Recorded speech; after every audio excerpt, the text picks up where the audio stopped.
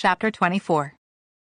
As Jesus was leaving the temple grounds, his disciples pointed out to him the various temple buildings.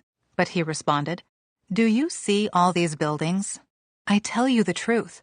They will be completely demolished. Not one stone will be left on top of another." Later, Jesus sat on the Mount of Olives. His disciples came to him privately and said, "Tell us, when will all this happen? What sign will signal your return and the end of the world?" Jesus told them, "Don't let anyone mislead you, for many will come in my name, claiming, 'I am the Messiah.' They will deceive many. And you will hear of wars and threats of wars, but don't panic.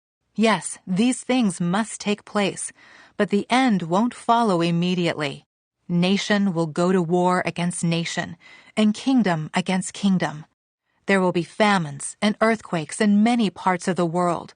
But all this is only the first of the birth pains, with more to come. Then you will be arrested, persecuted, and killed. You will be hated all over the world because you are my followers. And many will turn away from me and betray and hate each other. And many false prophets will appear and will deceive many people. Sin will be rampant everywhere, and the love of many will grow cold. But the one who endures to the end will be saved. And the good news about the kingdom will be preached throughout the whole world, so that all nations will hear it, and then the end will come. The day is coming when you will see what Daniel the prophet spoke about, the sacrilegious object that causes desecration standing in the holy place. Reader, pay attention. Then those in Judea must flee to the hills. A person out on the deck of a roof must not go down into the house to pack.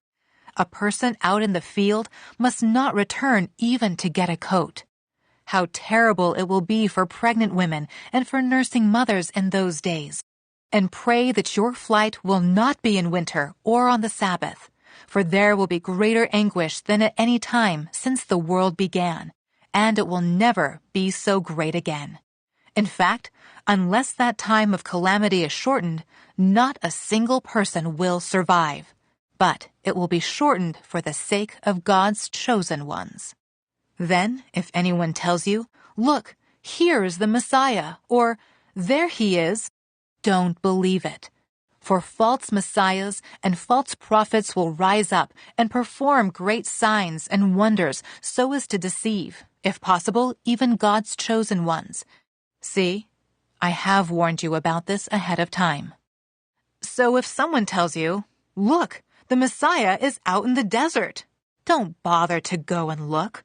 Or, 'Look, he is hiding here,' don't believe it.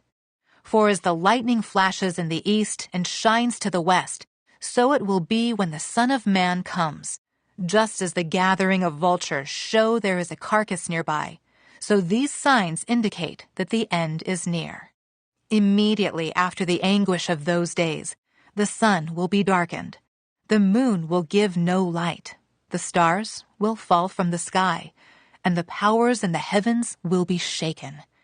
And then at last, the sign that the Son of Man is coming will appear in the heavens, and there will be deep mourning among all the peoples of the earth, and they will see the Son of Man coming on the clouds of heaven with power and great glory. And he will send out his angels with a mighty blast of a trumpet, and they will gather his chosen ones from all over the world, from the farthest ends of the earth and heaven.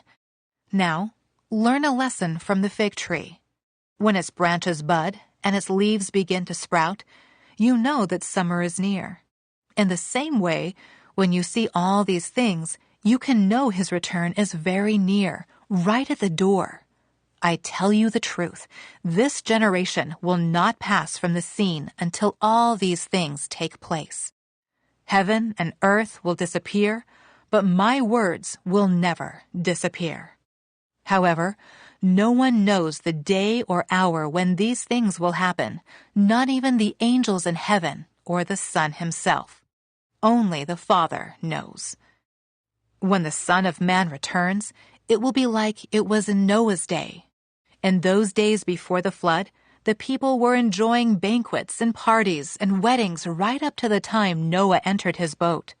People didn't realize what was going to happen until the flood came and swept them all away. That is the way it will be when the Son of Man comes.